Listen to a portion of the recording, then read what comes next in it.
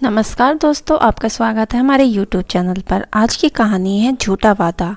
आज सुबह उठकर फिर वही बात थी। आजकल लगभग हर दिन सिर्फ यही बात का डिस्कस होता। बस इस बात में इनकी ज़िंदगी में घर बना लिया था। रवि ने कहा, मैंने कितनी बार कहा है कि अब हम इस बारे में बात नहीं करेंगे। लता ने बोला, इस बारे में बात नहीं करोगे? अरे ये कोई छोटी बात नहीं है। आखिर तुम क्या छुपा रहे हो? बस अब तुम इस तरह की बात करके मुझे उकसाने की कोशिश करो ताकि मैं अपने आप को प्रूफ करने के लिए वो करूं जो तुम चाहती हो। लता ने बोला, क्या तुम नहीं चाहते हो जो मैं चाहती हूँ? अगर तुम नहीं भी चाहते तो क्या मैं क्या चाहती हूँ? आखिर हर्ज क्या है? हमारी शादी को 6 साल हो गए, अभी नहीं तो कब? रवि ने कहा, लेकिन तुम ही तो पहले मना करती हो, फिर आखिर अब ऐसा क्या हो गया? पहले मना किया क्योंकि उस समय नहीं चाहिए था, प्लानिंग नहीं होती, और अब चाहिए, इसमें क्या गलत है? लेकिन अभी क्या इतना समय हो गया है कि हम लोग कुछ दिन और इंतज़ार कर सकते हैं? लता ने कहा, लेकिन समय रहते ही अगर हम लोग सावधानी रखें तो फिर इसमें हर्ज क्या है? हो सकता हो बाद में हमें कुछ दूसरे तरीकों का सोचना पड़े।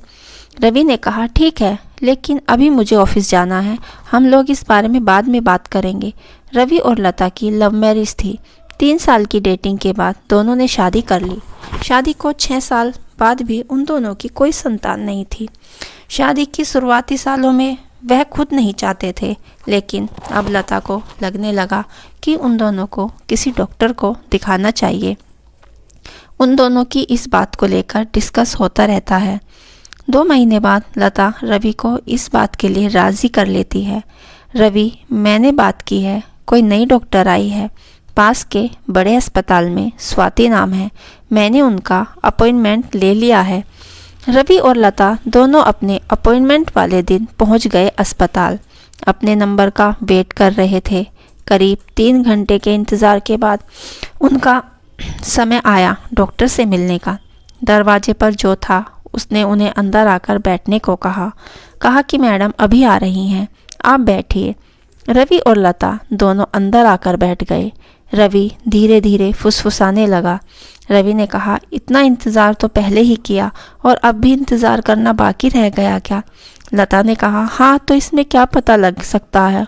इनके पास कितने लोग आते हैं, कुछ बात है तभी तो आते होंगे ना। कुछ समय बाद मैडम अंदर आई। एक फाइल थी उनके हाथ में। स्वाति, ओहो, आपको इंतज़ार करना पड़ा, मुझे बस 2 मिनट दीजिए, मैं आपसे बात करती हूँ। लता ने कहा, ओहो, okay, no problem. Swati file पढ़ रही है और पढ़कर फ़ोन उठाकर कुछ इंस्ट्रक्शन कर फ़ोन रख देती है। स्वाति, हाँ बोलिए लता जी। मैडम, मैं लता और यह मेरे हस्बैंड हैं रवि। स्वाति लता की ओर देखती है और एक नज़र देखने के बाद फिर वो देखती है। उसके चेहरे के हाव भाव बदल जाते हैं। वो कुछ सेकंड तक रवि को देखती रहती है। स्वाति ने रवि को अभी देखा, लेकिन रवि जब से स्वाति कमरे में आई है तब से देख रहा है। रवि स्वाति की आंखों में भी देख नहीं पा रहा था। स्वाति अपने आप को कैसे भी कंट्रोल करके फिर से अपना सारा ध्यान लता की ओर बातों में लगाने की कोशिश करती है। कुछ चेकअप वो लता के लिखवाती है और रवि के लिए उनके अस्पताल के ही डॉक्टर को मिलने की सलाह देती है। उससे मिलने के बाद जैसे रवि की बोलती बंद हो गई। वो नया कुछ बन गया। उसको पता था कि उन दोनों के बीच जो भी हुआ था उसका गुनहगार वही है, पर वो यह नहीं जानता था कि स्वाति से उसकी मुलाकात ऐसे होने वाली है। जिंदगी उन्हें ऐसे मोड़ पर आकर मिलवा देगी। रवि अपनी पुरानी यादों में खो गया। वो याद करने लगा उस दिन को। रवि अपने स्कूल में किसी के साथ झगड़ा कर रहा है। यह बात है उनकी 9th क्लास की। स्वाति उसकी क्लासमेट है। इस झगड़ा स्वाति को बोलने के लिए हुआ। बात कुछ बिगड़ती देख स्वाति को बीच में आकर रवि को रोकना पड़ा। अरे रवि, रुको, बस हो गया। उसने मुझे सुनाया तो मैंने भी उसे सुना दिया। अब बात को ख़त्म करो, क्यों बहस कर रहे हो, बात को बढ़ा रहे हो? रवि ने कहा, मैं बात को बढ़ा रहा हूँ, तुम्हारे लिए मैं बोल रहा हूँ और हर बार तुम मुझे ही बोलती हो। मत बोलो तुम मेरे लिए, मैं अपने लिए बोल सकती हूँ, तुझे बोलने की क्या ज़रूरत है? इस बात को लेकर अब रवि और स्वाति में बहस होने लगी। वो दोनों एक दूसरे से बात करना बंद कर देते हैं, लेकिन फिर स्वाति रवि को हर बार की तरह मना लेती है। शुरुआत में रवि थोड़ा भाव खाता है, लेकिन फिर वो मान जाता है।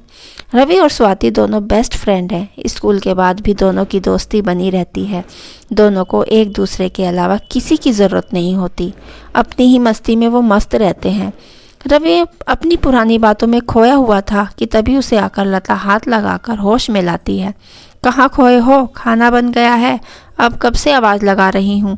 रवि उठकर बैठ जाता है। आखिर इतनी अच्छी दोस्ती थी, फिर रवि की ज़िंदगी में आज लता है, स्वाति क्यों नहीं।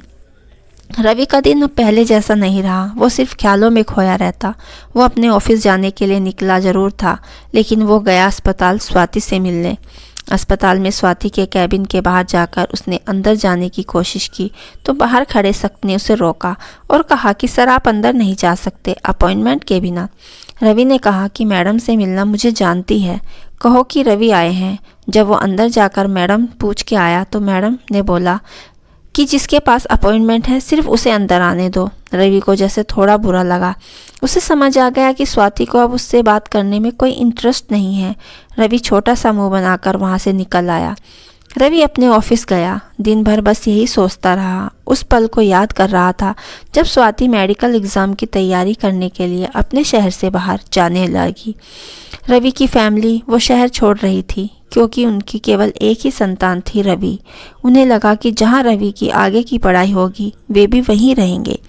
स्वाति और रवि दोनों ही उस उम्र में पड़ाव में थे जब किसी के जीवन में प्यार की दस्तक होने लगती है। स्वाति, अब पता नहीं कब मिलना होगा। मेरा सपना तो तुम जानते हो कि मुझे डॉक्टर बनना है।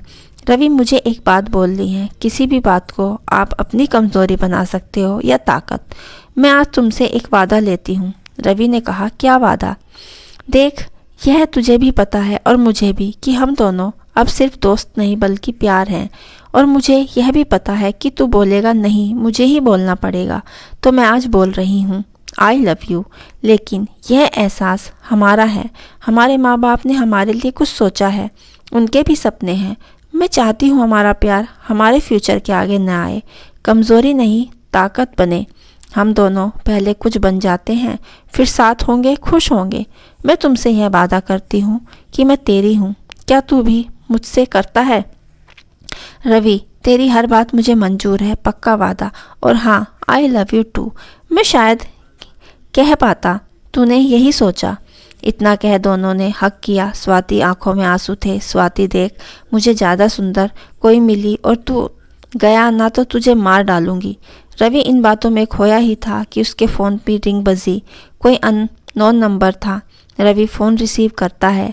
वो फ़ोन स्वाति का होता है। स्वाति, हाँ, तो मिलने आए थे। वो अस्पताल था। अभी मिल सकते हो तो आ जाओ। स्वाति उसे एक कैफ़े में बुलाती है। रवि स्वाति अब दूसरे के आमने सामने हैं। रवि, कैसी हो स्वाति? जैसे तुम छोड़ गए थे वैसी हूँ। मैं बदलती नहीं, जो बात करती हूँ उस पर रहती हूँ। रवि, वो मैं। स्वाति ने कहा, कुछ कहने या समझने की ज़रूरत नहीं। मैं ही पागल थी। समझा जैसे मैंने सोच रखा था वैसे ही पक्का मेरे लिए सोच रहे होगे। तुम्हारे लिए रो ली, लेकिन तुमसे उस प्यार ने मुझे ताकत भी दी। मैं आज जो बन गई डॉक्टर। मैंने कई सपने सजा लिए थे कि तुमसे मिलूंगी तो ऐसा करूंगी, यह बोलूंगी, लेकिन तुम मिलने नहीं आए। समझ आया तुम्हें तुम्हारी पत्नी को देखकर अच्छी सुंदर है। अब मुझे पता चल गया कि तुम क्यों नहीं मिले। चलो कोई बात नहीं, मैं अभी उस जोन से निकली हूँ, इसलिए शादी नहीं कर पाई। पता नहीं आगे क्या होगा, लेकिन तुम्हारे लिए खुश हूँ और थोड़ी बहुत इलाज की ज़रूरत है। उसके बाद तुम दोनों को बच्चा भी हो जाएगा। मैंने रिपोर्ट देखी है। रवि कुछ बोल नहीं पाया। चलो कोई बात नहीं, इतने साल बाद मिले हैं, अच्छा लगा। अब हम दोनों के रास्ते अलग हैं। अब उस बात को लेकर तुम्हें अपना प्रोजेक्ट खराब नहीं करने चाहिए। रवि, तुम हर बार इतनी समझदारी की बात कैसे कर सकती हो? मेरे कुछ कहने से पहले ही सब बोल देती हो और समझ जाती हो। मेरे लिए कुछ सोचने की ज़रूरत नहीं, डॉक्टर हूँ। और हाँ, अगली बार मेरे क्लिनिक में आओ तो अपॉइंटमेंट लेकर आना। अब मैं ऐसे नहीं मिल जाती।